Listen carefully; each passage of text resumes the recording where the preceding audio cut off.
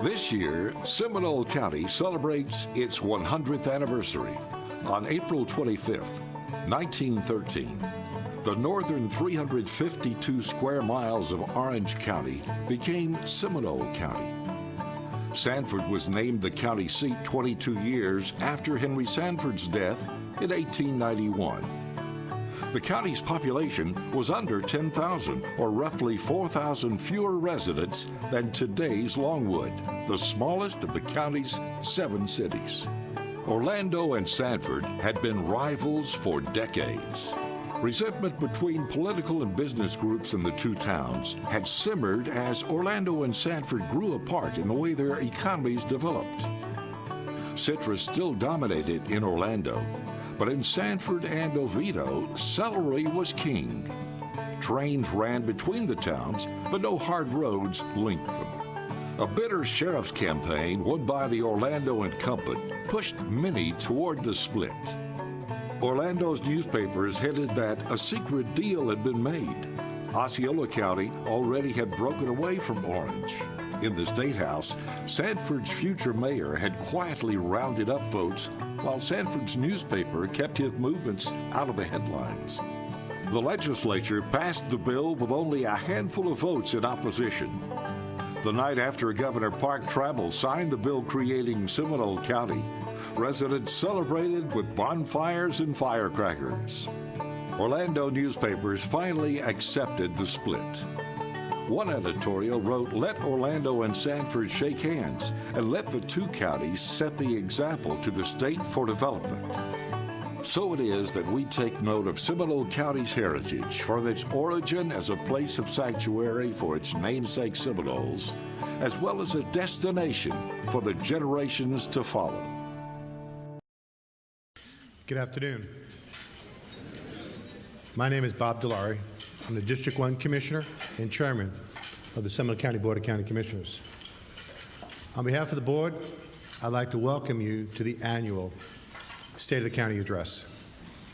This year, Seminole County will be celebrating its 100th anniversary.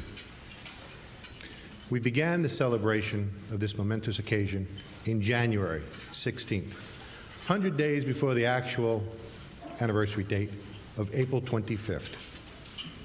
This 100-day community-wide celebration is highlighted by the county's 5 points of pride, which are agricultural, education, historical preservation, quality of life, and transportation.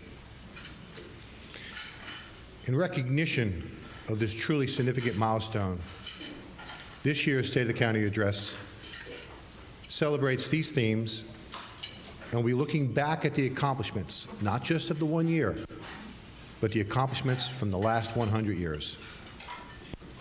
I truly consider it an honor to serve as a member of the Board of County Commissioners, and I strive every day to provide this community with the unique and special quality of life that Seminole County offers for the last 100 years. But I'm not alone in these efforts. Serving alongside me are 4 other dedicated county commissioners, equally committed to building an accomplishment of the last 100 years. Please join me in recognizing the services to this county.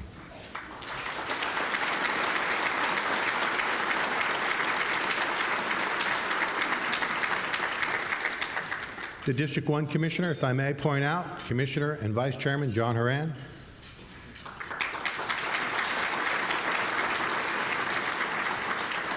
The District 2 Commissioner, Commissioner Lee Constantine. Lee.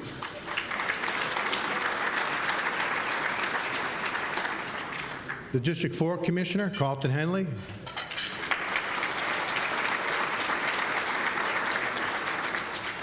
And the District 5 Commissioner, Commissioner Brenda Carey.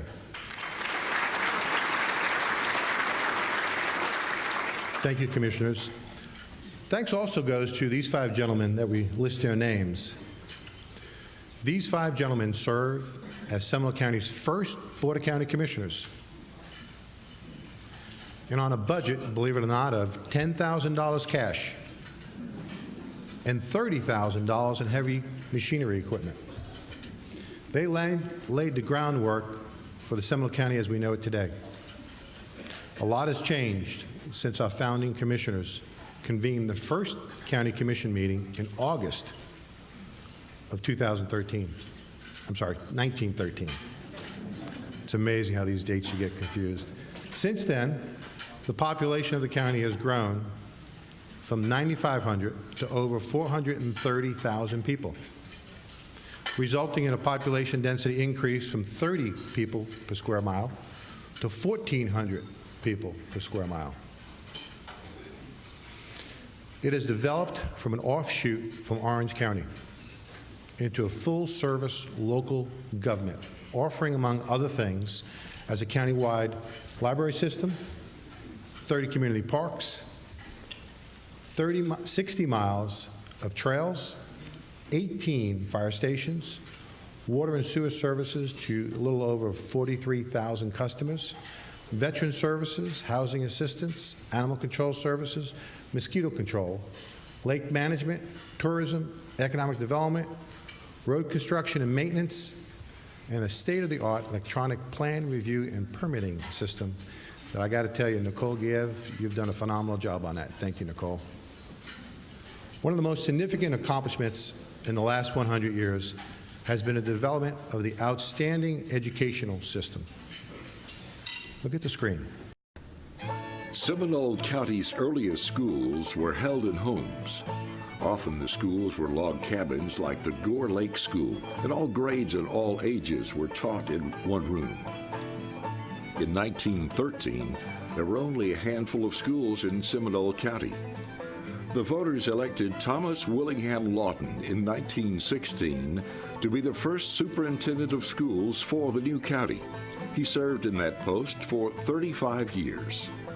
This red brick schoolhouse along Sanford's Oak Line 7th Street opened in 1902 as Sanford High School. By 1908, it was crowded. The brick structure graduated its last class in 1910, 6 students. The original high school became a grammar school in 1911 when a new high school opened. It was last used as a school in 1984. The next year, the U.S. Department of the Interior added the old school to the National Register of Historic Places. The old schoolhouse that for many years housed the Student Museum endures as an educational landmark and a sign of the partnership between Seminole's public schools and the University of Central Florida as UCF's Public History Center. Crooms Academy was the first high school for African American students in Seminole County. It was established in 1926 by Joseph Nathaniel Crooms, who became one of the leaders in black education in the state of Florida. The graduating class of 1929 is seen here with Professor Crooms for a celebratory picture. He served as principal until 1953. What today is Seminole State College started some 50 years ago in a few portable classrooms in an old citrus grove. Beginning in 1965 as a partnership with Seminole Public Schools, the college opened with 800 students. Seminole County also has strong connections with the University of Central Florida, just south of Oviedo. UCF opened in 1968 as Florida Technological University, with the goal of providing highly trained personnel to support the Kennedy Space Center. Initial enrollment was only 1,948 students. Florida Tech was renamed the University of Central Florida in 1978. Few counties in the state of Florida or our nation can match the Seminole County Public School successes. Our school consistently ranks at the top for reading, math, writing, and science. Newsweek's magazine ranks Seminole County's high schools in the top nation's 4%. A lot to be proud of.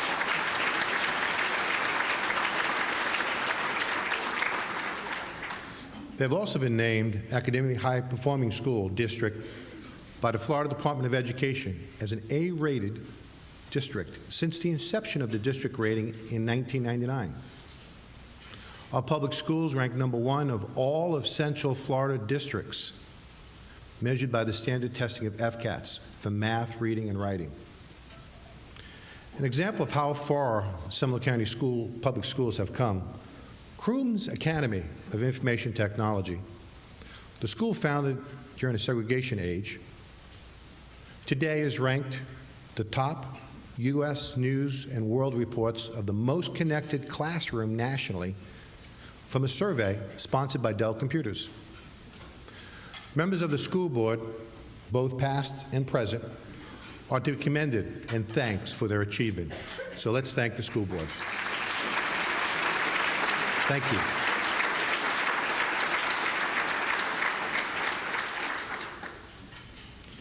Now, Seminole State College, now one of the nation's fastest growing college, with 4 campuses throughout Seminole County, has a current enrollment exceeding 32,000 students. It has become the 8th largest college in the Florida college system and the 20th largest provider of AA degrees in the nation. Seminole State College offers 196 college degrees in 2011. Seminole State held its 4th four-year degree commencement ceremony this last year. It added 4 additional baccalaureate degrees, giving the school a total of 5. Last year, Seminole State also had the largest number of graduates of college in the 47-year history, over 4,500 graduates for the year 2011 and 12. Thank you, Ann.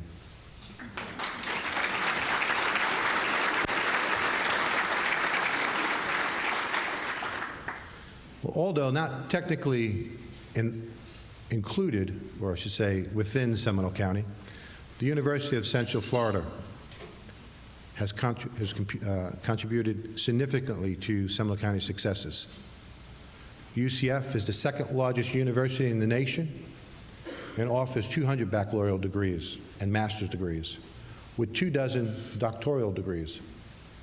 UCF is recognized as a leader in research and academics from numerous fields, including optics, modeling, simulation, engineering and computer science, business administration, education, hotel hospitality, digital media. Their leadership, coupled with the university's proximity to Seminole County, makes it an indispensable partner to accomplish the economic development goals of Seminole County. So thank you, UCF.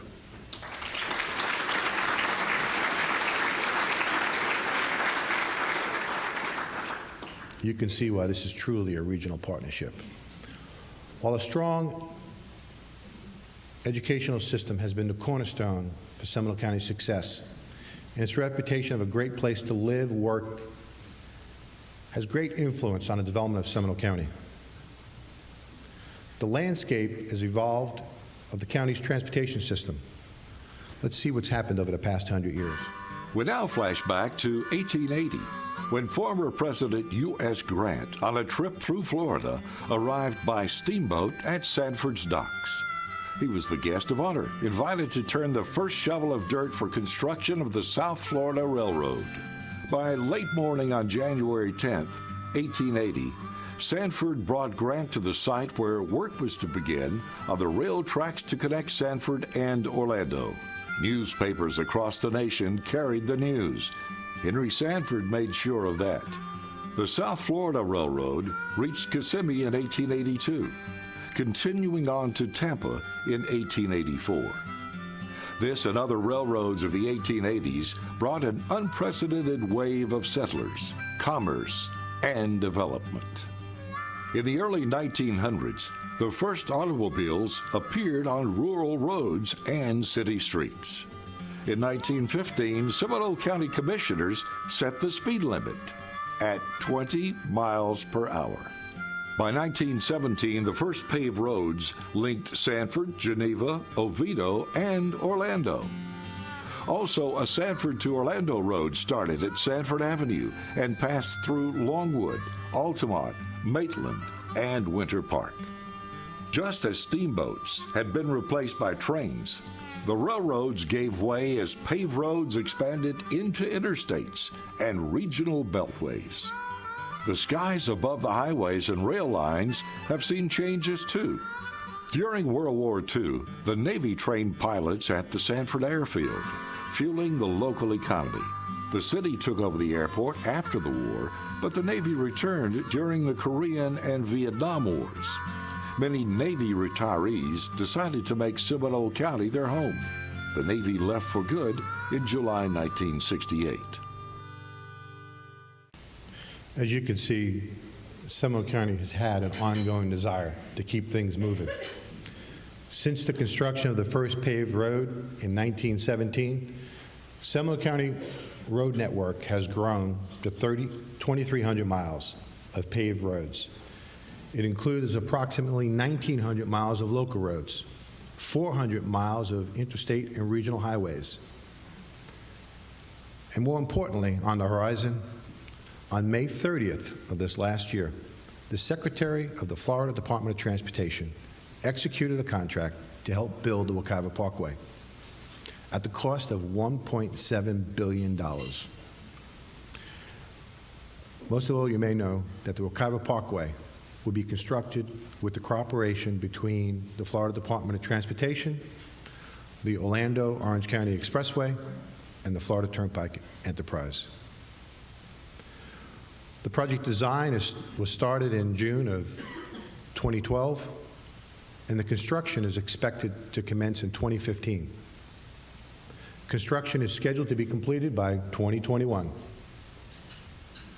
This project will complete the Beltway around Central Florida. The project itself is expected to create as many as 17,000 construction-related jobs. In addition to completing the Central Florida Beltway, this project will include $500 million of non-toll roads improvements.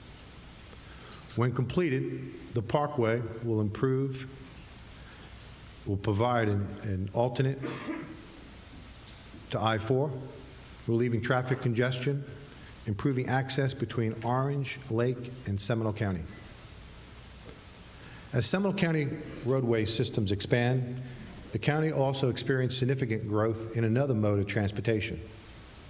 While formerly the Naval Air Station impacted, as we've seen on the video, Seminole County's growth, and it was significant, it pales into comparison to the Orlando Sanford International Airport.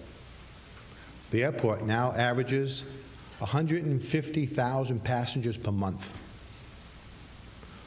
for a total of 1.8 million passengers per year. It is the fastest growing airport for more than 1 million or more passengers.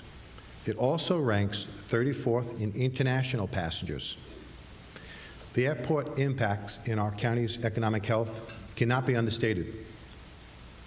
The Florida Department of Transportation has noted that the airport has a total annual impact of 18,000 total jobs and $2.5 billion in economic activities.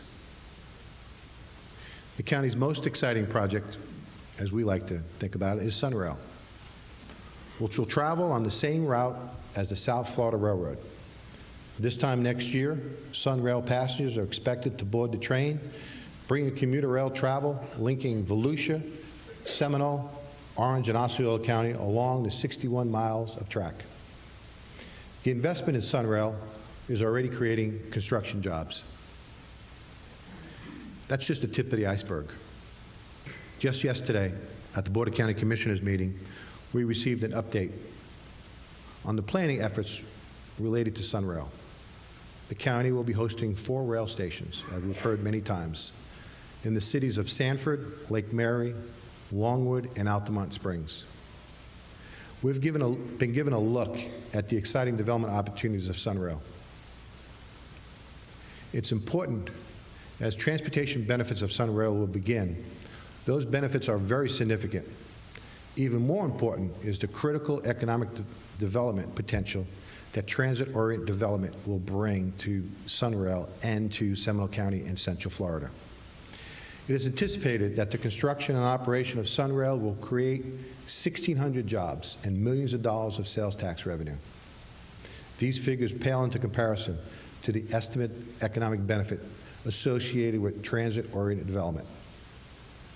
While education and transportation systems have helped to define Seminole County over the last 100 years, the three words that always come to mind in conjunction with Seminole County has always been, for me, quality of life. Seminole County has much to offer the citizens and visitors alike. In addition to being Florida's natural choice, Seminole County historically has been welcoming the environment for cultural development as well.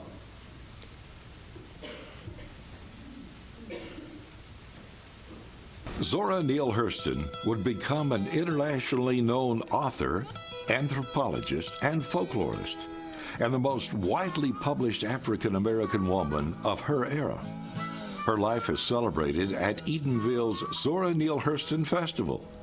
What is less widely known is the influence of another Hurston home, Sanford.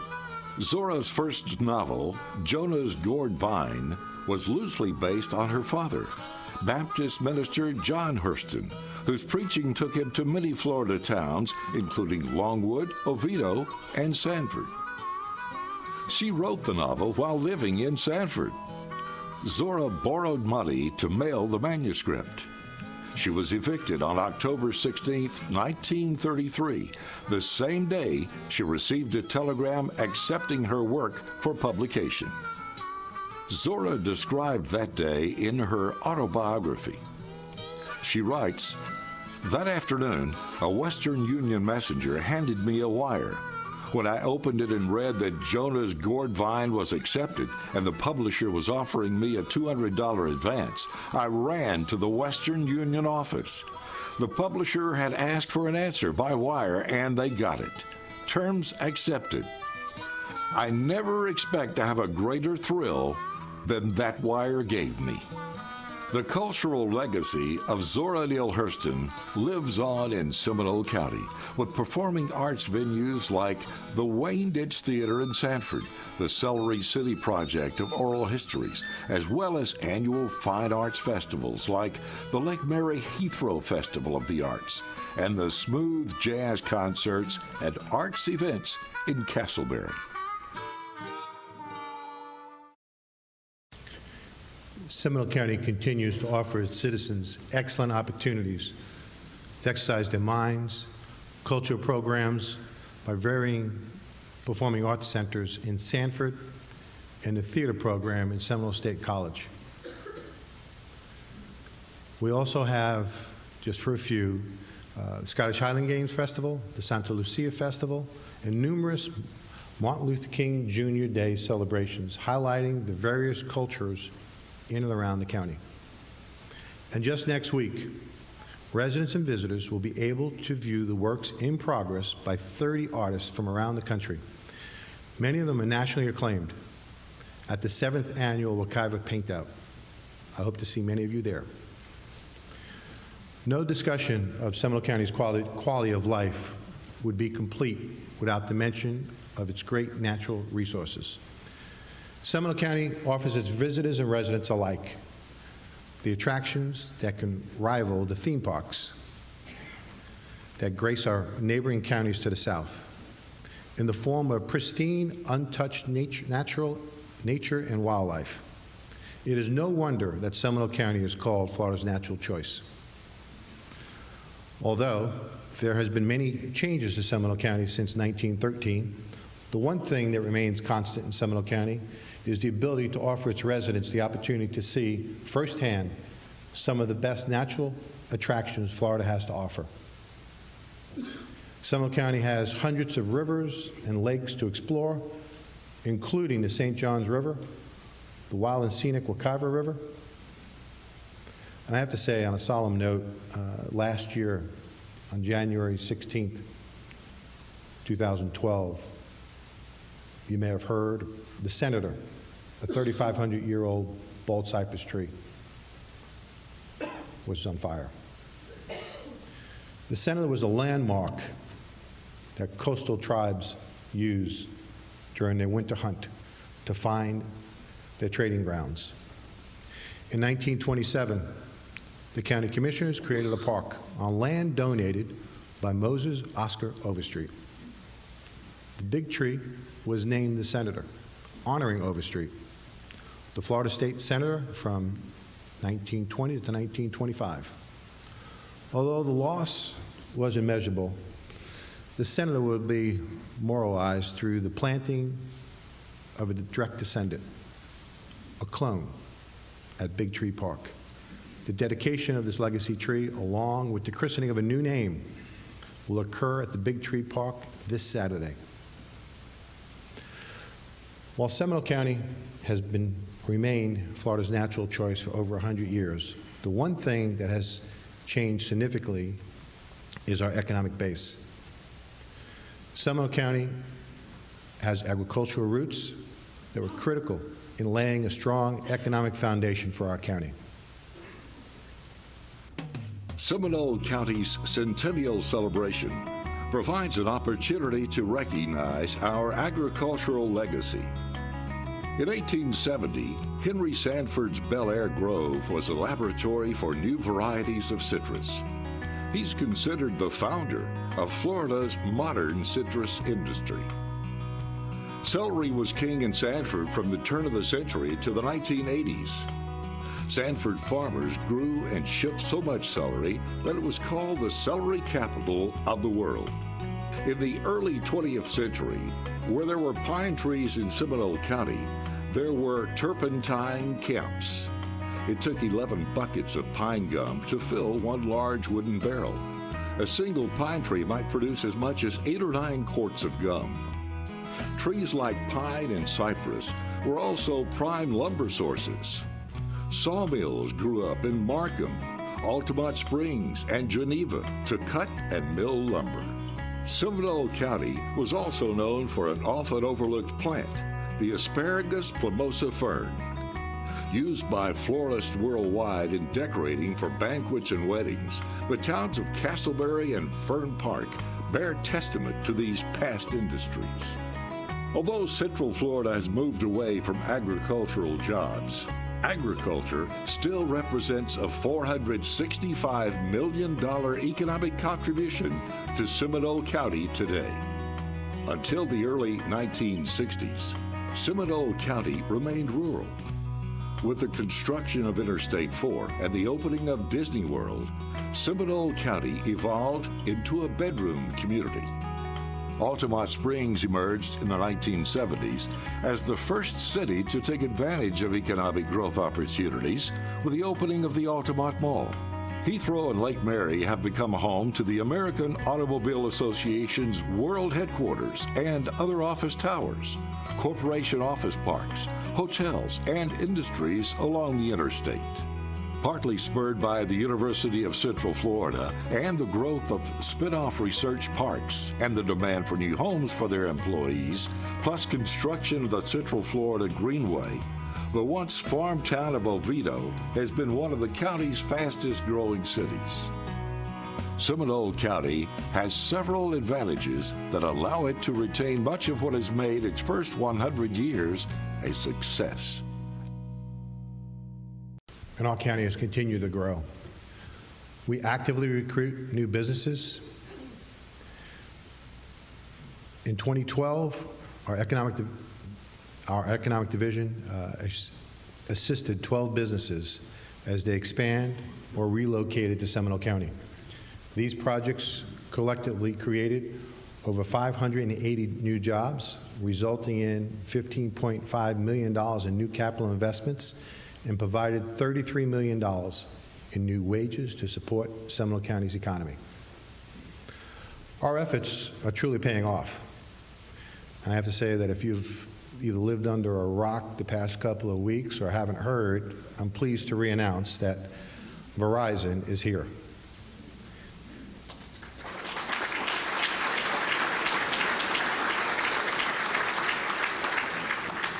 They'll be locating within the city limits of the city of Lake Mary.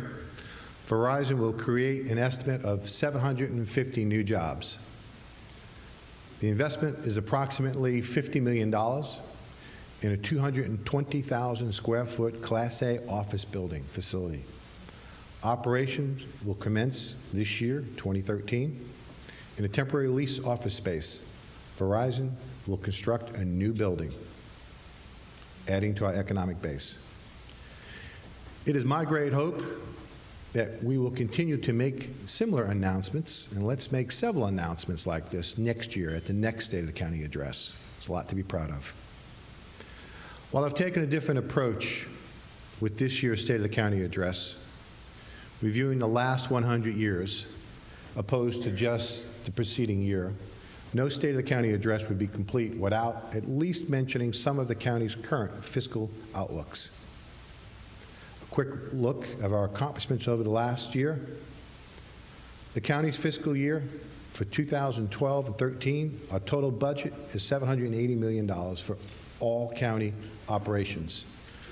Your county commission have taken great pains to ensure that our budget reflects our revenue and that we do not live off of our savings, something I wish the federal government would do. The foundation for the county's budget process includes the following guiding principles: no new taxes or increases of tax rates, continuing to right-size the workforce, continuing to reduce operational costs where possible, responsible use of our reserves. An unincorporated homeowner in Seminole County will see an average reduction of $71 in property taxes paid to the county compared to last year. In fact, on average, a homeowner is paying 20% less, $500 of fewer taxes to be paid to the county than they paid in fiscal year 2007 and 8. And while we have maintained our fiscal strength, we've still been able to maintain our high level of services to our citizens. As you can see, it's been a great 100 years. Seminole County has several attributes that permit it to continue to build on much of what has made the 100 years a great success. That is, our outstanding public schools, thank you. Expanding colleges and universities, thank you. Educated workforce, preservation of our natural lands, economic development, superb quality of life, fiscal conservatism, a dedicated long commitment to countywide land and transportation planning, all coming together to preserve Seminole County's quality of life. I hope you've enjoyed this brief look at the last 100 years of Seminole County and our 5 points of pride. Before I close, I'd like to express my gratitude to all those who've assisted in the preparation of this presentation. Most particularly, I'd like to single out a gentleman by the name of Jim Robinson. Jim is the author of the Centennial Souvenir book, celebrating the century of success. It was a great resource for this presentation today, as well as an outstanding Centennial Minute clips that you can see on our 5 points of pride on our county website. These clips can be viewed on our YouTube site. Jim's book was also sponsored by the Sanford Airport Authority. We need to thank them. And will be available on April 1st. I would like to encourage you all to reserve a copy through the Seminole County Historic Society. This year, our Centennial Celebration provides us with a look into the past, allowing us to better understand how we've become an outstanding county and a community that we call home today. I'm here to assure you that the Board of County Commissioners is focused on doing what is needed to guarantee you that Seminole County will continue to be a great place to live, work, and play for the next 100 years and beyond. Thank you for being here. God bless, and have a great day.